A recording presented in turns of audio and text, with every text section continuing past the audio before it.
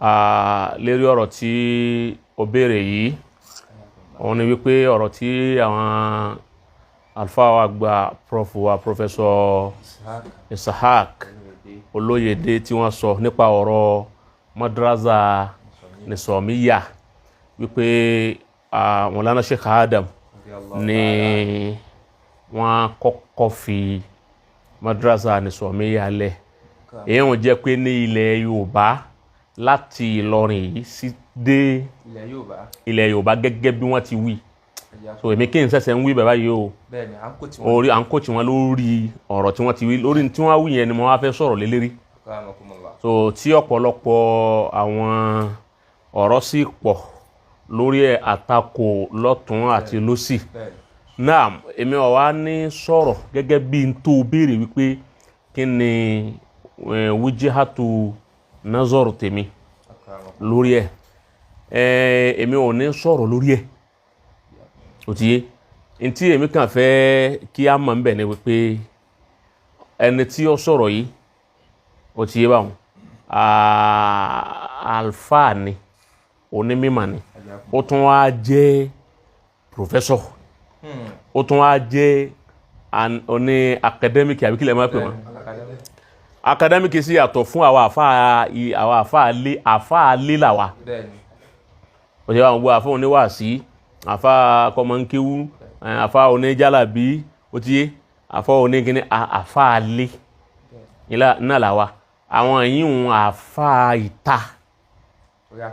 torí academical life lọ́wà ọ̀rọ̀ tí wọ́n bá sọ gbogbo wọ́ọ̀dù ní ọgbọ̀ ó ti yé náà àwọn kankan bẹ tí mo kàn fẹ́ kí a mú ká fi àkíyèsí rẹ̀ lórí àwọn kankan ni pé tí a mọ́ sábà ṣe mistake ẹ̀ òun ni wípé innama tunaqadhu al-hujja bil-hujja tunaqadhu al-hujja bil-hujja tí a bá fẹ́ tako ẹ̀rí tẹ́nìkan mú wá èyí tó dáa tí wọ́n fi pèèyàn wípé eléyìí mọ̀ tí ń ṣe òtí ojú ọ̀nà mímọ̀ tó lọ ọmọ tó gbé lọ́wọ́ ó sì mọ̀ tí ń ṣe òun ni wípé gbogbo ẹni yòówù tó bá sọ̀rọ̀ tó o bá fẹ́ tako ọ̀rọ̀ tí ẹni yẹn sọ wọn kì í fi èébú tako pàápàá jùlọ rú àwọn tó wà ní ojú ọ̀nà academic yẹn òtí lọ́rọ̀ àwọn ẹlẹ́kọ̀ọ́ tó yẹ pé professor ni wọ́n àwọn kọ́kọ́ rí àwọn tí references làwọn ń ṣiṣẹ́ tọ̀ wọn kì í ṣiṣẹ́ tọ̀ ẹnu lásán ó ti yé báwọn wọn ṣiṣẹ́ tọ̀ hujja safawiya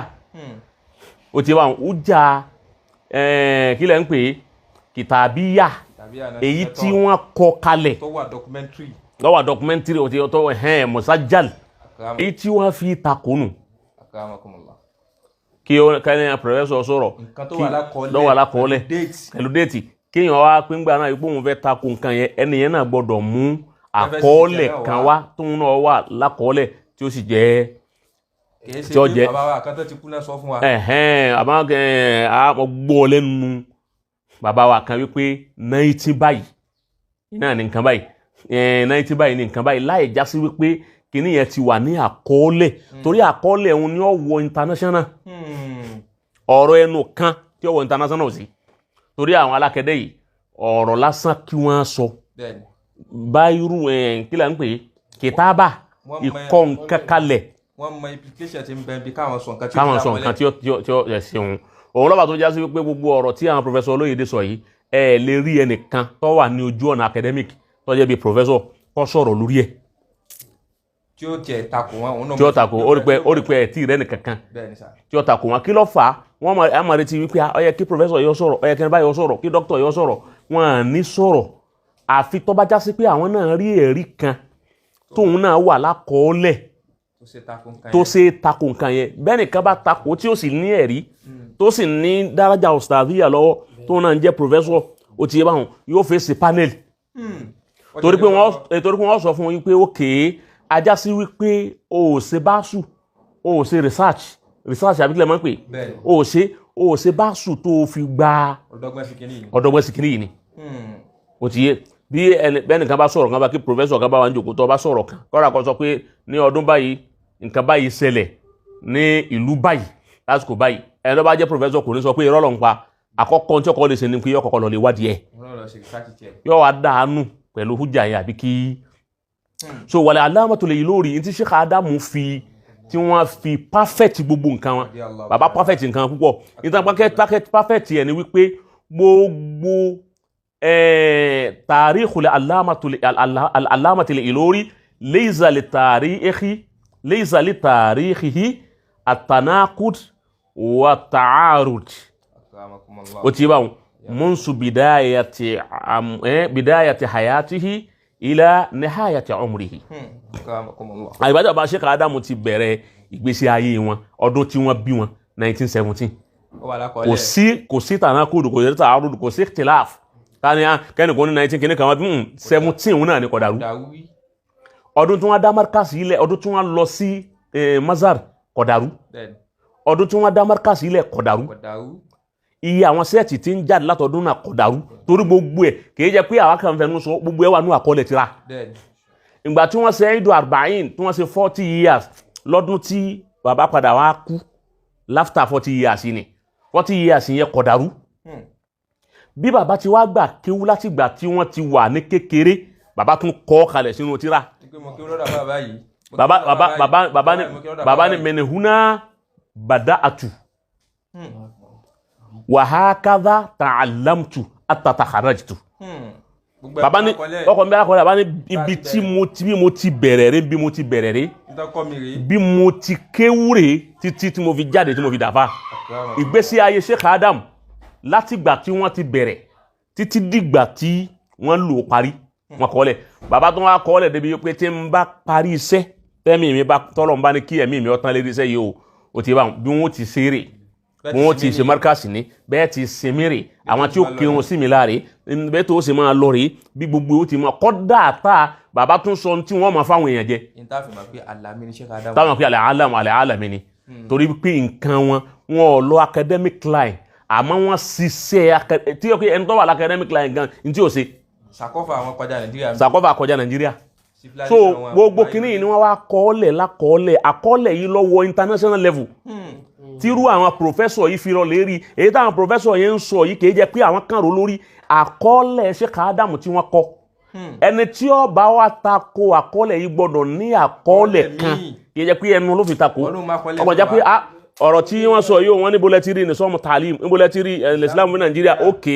èmi wá rí níbi tíra kan báyìí tí wọ́n tẹ̀ ń bi báyìí ẹni báyìí ló sì ṣe ẹni tí ó wá ṣe tíra àwọn gbọ́dọ̀ gbé ẹni tí àáfàá gbà tí ó á sọ́ra Sheikh Adam tó jẹ́ àgbà inú kó jù wọn lọ àbí kó jẹ́ akẹgbẹ́ wọn àbí kó súnmọ́ wọn àmọ́ wọn jọ lo ìgbà lásìkò tí Sheikh Adam kọ tíra wọn yìí òun náà wá kọ tíra kan láti fi tako Sheikh Adam lójú ayé mọ̀lá Sheikh Adam ààrí ìgbà tí wọ́n tún kú àwọn alfa tí wọ́n jọ lùgbà tí wọ́n jákẹgbẹ́ wọn àtàwọn tí wọ́n jù wọn lọ àgbọ́ kí ẹnìkan sọ wípé ńgbà Sheikh Adamu wá kú náà a lè sọ lójú àmọ́ ńgbà tó kú náà yìí àwa ṣe tíra gbogbo ọ̀rọ̀ tó sọ ni a kò sí lẹ́nu o kò sí títí tó fi dòní so béèyàn bá rí àkọọ́lẹ̀ tíra kan a kọ́kọ́ wo kí ni level tíra yẹn bóun ni tíra àwọn ṣe wé ibo ni wọ́n ti tẹ̀ ta ló review ẹ̀ ta lẹni tó review rẹ̀ ta ń ṣe tẹ̀kírísù ẹ̀ ta lọ́kọ̀ dáma rẹ̀ ta lẹni tí ó kọ́ báwo ló ń tọ̀hún ti rí ó ti yé kí ni tàríkì ẹni tó kọ́ gẹ́gẹ́ báwo ló ti rí ṣé munsif ni àbẹ́gẹ́ ìrò munsif ṣé ẹni tó ní udul tó ní àdálà iná ni àbẹ́ni tí ò ní àdálà so gbogbo nǹkan yẹn lèyàn ò lè fi tako irú ọ̀rọ̀ tí ó dídí professor bá sọ ní nígbà Sheikh Adamu fẹ́ tako Usman ibn Fodio bàbá mú ẹ̀rí wá pé kò kéwú lọ́dọ̀ Abdulwahab bàbá ní àkọ́kọ́ tí ẹ fi mà ní pé wọ́n wá gbogbo tíra Usman ibn Fodio ìrìn kọ́ dákọ̀ gbogbo tíra tó ṣe ìrìn kọ́ dákọ̀ Abdulwahab pàáfà àwọn ni mo sì wá tíra Muhammadu Bello àbúrò rẹ̀ kíní kan mo wá tíra gbá mo wá tíra àwò láwọn tí ń jọmọ kéwù rẹ̀ ìrìn kún wọ́n dákọ̀ ẹ̀ ẹlẹ́ẹ̀kẹta mẹ́rin pé Usman ibn Fodio kọ̀ lọ Mákàrí tó èkú kọ̀ lọ hajj ṣe ma pé àwọn ẹ̀rí nìyẹn ẹ̀rí yẹn sì ní ẹ̀rí àkọọ́lẹ̀ tíra ni so òun ni pé gbogbo ń tá bá ti takò tó bá ti jọ pé ẹlẹ́kọ̀ọ́ ló bá sọ̀rọ̀ ẹ̀rí là fi takò àmọ́ tó bá yẹ pé ẹni tó sọ̀rọ̀ yìí tí ì bá ṣe ẹlẹ́kọ̀ọ́ a kàn lè wo pé ọ̀rọ̀ tara rẹ̀ ní sọ àmọ́ tí ẹlẹ́kọ̀ọ́ bá fi sọ̀rọ̀ àfi kí èèyàn wá ẹ̀rí tí